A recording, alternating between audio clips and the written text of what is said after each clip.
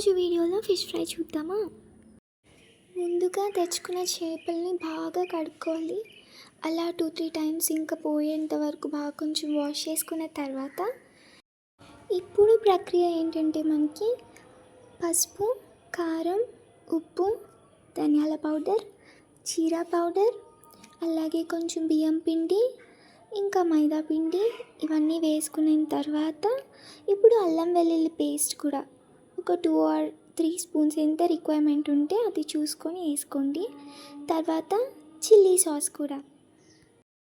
ఇలా ఇవన్నీ వేసుకున్న తర్వాత తెలిసిందే కదా, మొత్తం కలుపుకోవాలి.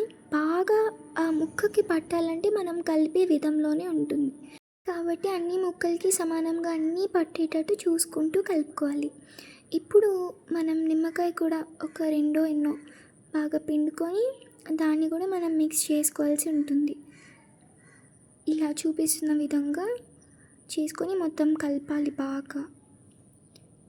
తర్వాత ఇప్పుడు మనకు అసలైంది ఏంటంటే వరిపిండి, అది కూడా వేసుకొని లాస్ట్లో అన్నీ కలిపిన తర్వాత వేసి ఇలాగా మనం ఇలా వచ్చేటట్టు బాగా కలుపుకోవాలి. ఇంకా చివరికి ఇంకేం ప్రాసెస్ మిగిలి ఉంటుంది. హ్యాపీగా ఏవైతే మ్యారినేట్ చేసి పెట్టుకున్నామో అవి తీసుకొని నూనెలో వేయించుకొని వేపుకోవడమే. కానీ వేపుకునేటప్పుడే చాలా జాగ్రత్తగా ఉండాలి. ఎక్కువ నూనెతో పని కాబట్టి తుల్లుతూ ఉంటుంది. అలాగే ఇది కాకుండా పీసెస్ విడిపోవడం లాంటిది జరుగుతాయి మధ్యలోకి. కాబట్టి జాగ్రత్తగా, ఎక్కువ బాగా రోస్ట్ అయినా ప్రాబ్లమే మనకి, అలాగే రోస్ట్ కాకపోయినా తినలేము. జాగ్రత్తగా దగ్గరుండి చూసుకుంటూ తీసుకోవాలి. అండ్ లాస్ట్లో ఇలా కరివేపాకులతో గార్నిష్ చేసేసుకుంటే అయిపోయి.